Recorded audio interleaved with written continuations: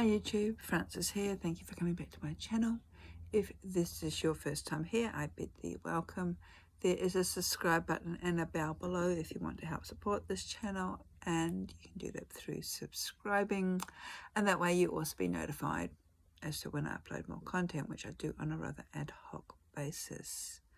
So I am coming to you from Ghana country. I acknowledge the Ghana people of the Adelaide Plains as being the traditional custodians of this land. And you may have watched another video that I did just doing a recap for March, and I'm wearing the same t-shirt because I am doing a bit of a catch-up on videos, having been away for a couple of weeks. So this video is going to focus on the upcoming new moon, which will occur on the 6th of April at 2:04 p.m. here in Adelaide, South Australia. It'll be in the astrological sign of Libra, the scales. So you might want to check in with Thermos or sites like timeanddate.com as to when the full moon will be peaking where you reside. And I have mentioned this in previous videos. This will be the final of 7 full moons that are 16 degrees of their sign. Now, according to Pam Gregory, astrologer, who I will link below, along with the other astrologers that I visit and gain information from to share, the 16th card of the tarot is the Tower. This is from the Rider-Waite deck. And the Tower is about destruction, release of the control. You see here is the crown being thrown away as the Tower is hit by lightning and everybody is falling down. So it's making way for the old, making way for the new, clearing out the old. Just out of curiosity's sake, I decided to look at a couple of oracle decks to see what the 16th card was. And from the Enchanted Map by Colette Baron Reed, it is Rescue, which is quite interesting because that sort of ties in with the Tower in that rescue relates to asking for help, in particular spiritual help from guides, ancestors, higher consciousness, holy guardian, angel, etc., whoever you relate to. So I found that was interesting, and also I mentioned this deck in a previous video in the Deep, Dark and Dangerous Oracle by Stacey DeMalco. The 16th card is Persephone, which is the journey. So the journey inward. The journey from the comfortable into the uncomfortable. And again, that creates new revelations, new realizations, which all sort of again ties in with the 16th card of the tarot. So that I found a little bit of interesting. Maybe Pam Gregory is onto something there, or all these card decks are onto something there as well. So when the moon is full in Libra, it means that the sun is in the opposite sign. So the sun is in Aries because we are still in Aries season. Aries is the first sign of the zodiac. It indicates that it is time to focus on the new, creating the new, whatever this means to you. It could be a new life path, new career, new relationships, new soul path.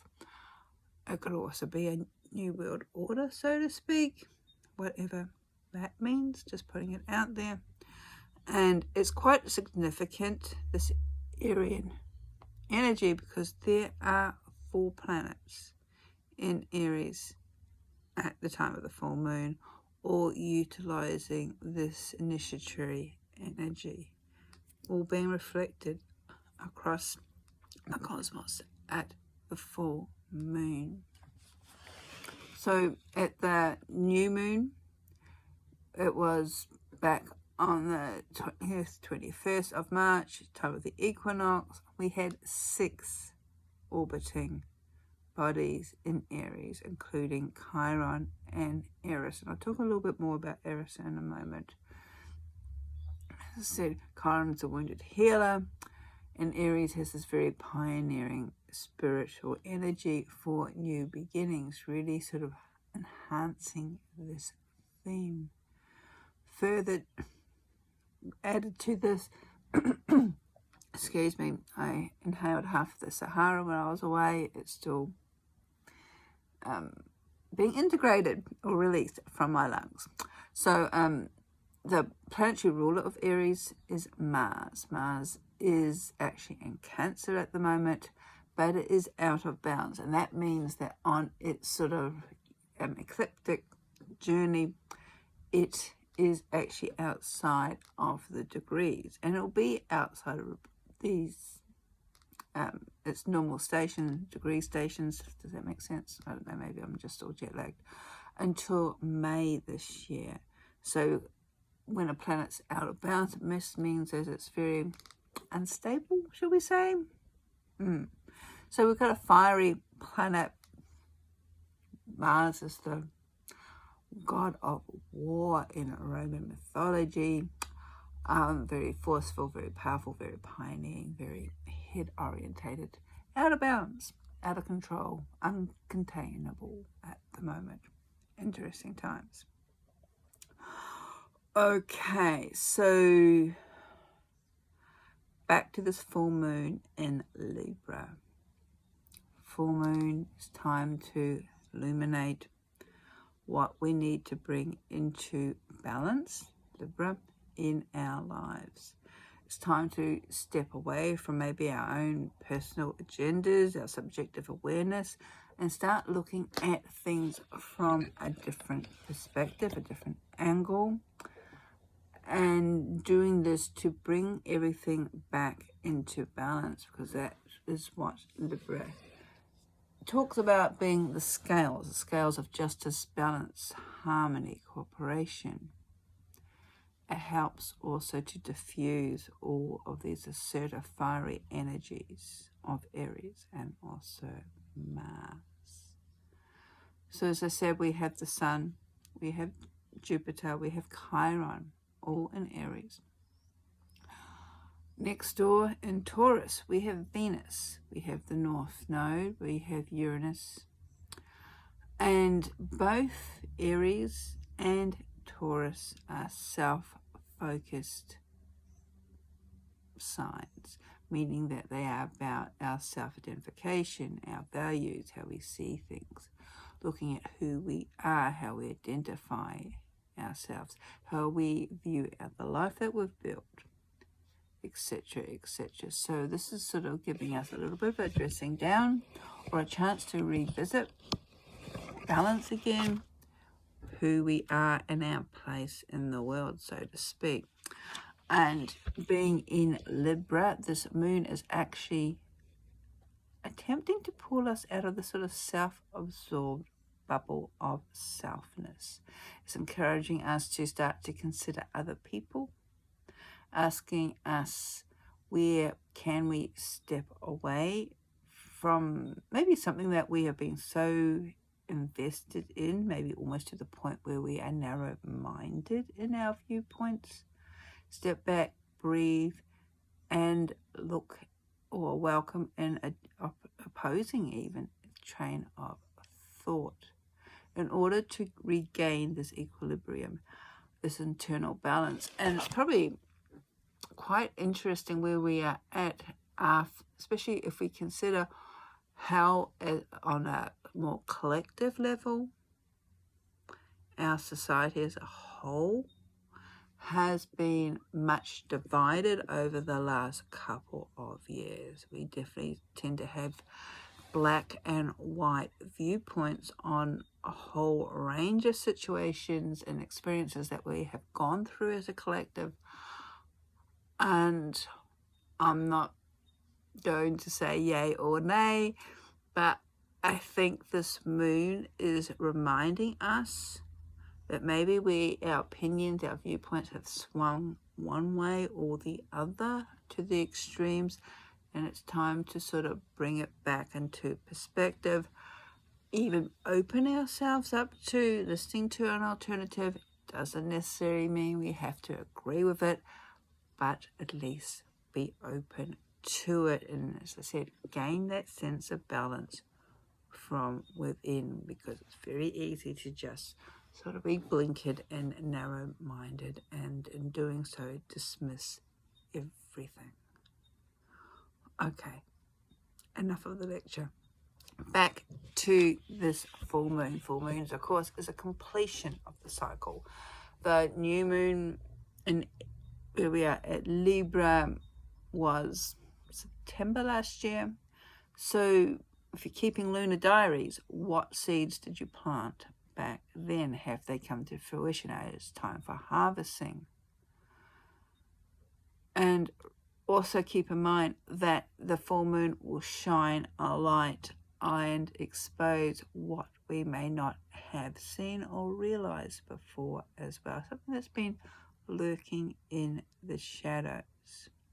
Health and healing issues could be highlighted during this Libra full moon, and to get a little bit more of a heads up as to where these could, or what these could indicate to you, as look to where 16 degrees of Libra is in your natal chart. That may give you a little bit of a heads up. Okay, I mentioned Aries earlier. So Aries is a dwarf planet, and at the moment it's sitting around about 24 degrees of Aries. Meanwhile, Jupiter is at 20 degrees of Aries, and in the middle is the Sun. Interesting. Aries is a discord goddess. If you're into mythology, within Greek mythology, she was the only goddess, if I remember this correctly, who was not invited to some wedding on Mount Olympus, but she went anyway. However, she tossed amongst all the goddesses there a golden apple and declared simply that it was for the fairest. Of course, all the goddesses ended up squabbling over this, and somehow it was left to a mere mortal by the name of Paris, if I remember, to declare who was the fairest goddess, and his choice then went on to instigate the Trojan War. So, said this goddess of discord. I did actually, out of curiosity, go through Stacey's deck to see if she did have Eris in there, and no, she doesn't. So maybe another time. Aries.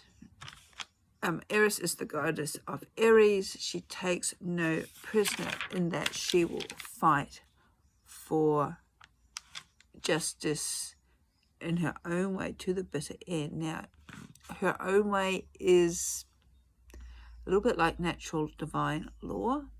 The Egyptians called this Ma'at.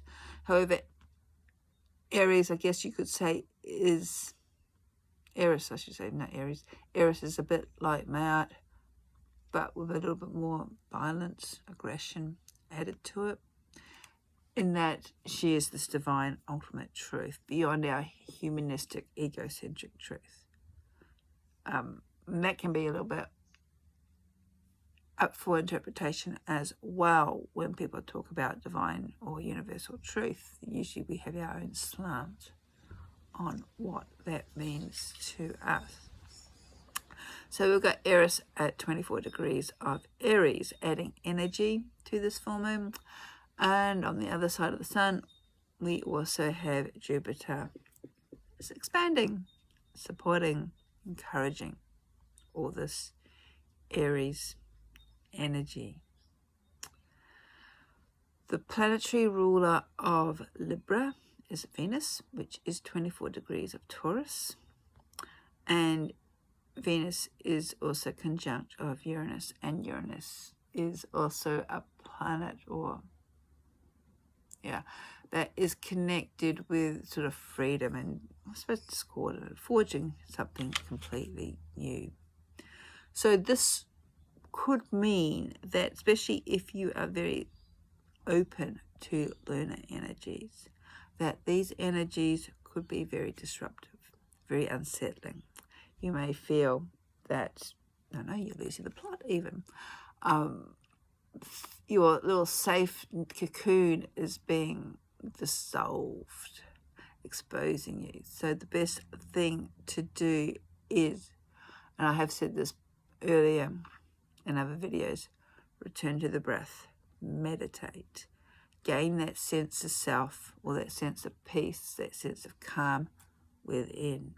Practice deep breathing. It just needs to be just closing your eyes and start taking a couple of deep breaths, fourfold breath into your diaphragm. Just need to do this for a couple of times, say maybe even 10 minutes, to gain the equilibrium within your own self. And it is, or will be, very important to maintain this sense of inner calm, especially if or when or as, I should say, that external world is, can I say, going to hell in a handbasket or seeming to go to hell in a handbasket. There are big changes happening or coming up. We have sort of been kicked off at the equinox with Pluto moving into Aquarius, and there is more stuff happening next month as well. And when I get a chance to do a little bit more research of the astrologers, I will put together something for you as well. And as with all these sort of updates, check out the astrologers that I list below too, because they'll go more into detail than what I can here, because I'm not an astrologer. I'm just reporting on what I find of interest. Okay, so the next 12 months is going to be a bit of a roller coaster. We're all strapped in for the ride. And it seems to be indicating with the astrological energies to be focusing more on finances, values, and those sorts of things. So breathe. Walk barefoot on the earth if you are able to. Take your shoes off, put your feet on the ground. Hug a tree, sit under a tree, smell the roses. Breathe, be back in nature. Even if nature to you is a pot plant, or I suppose worst case scenario, have your computer screen depicting a nature scene. Somehow try and make an effort to get back into nature, walk barefoot, breathe as much as possible over these next more than a couple of months, 12 months. Now, just finally, because the sun is opposing the moon, the sun is also conjunct with Chiron, the wounded healer. So it could be a good time during this Libra moon to check in with your own personal healing, your own personal healing journey. Where are you now? Because Chiron's vulnerability is asking us to feel, asking us to sense back into our body, actually encourages us to soften. And when we soften, we can then step into these energies of change a lot easier. Willow bends with the wind. This is what we need to do. We need to learn to bend.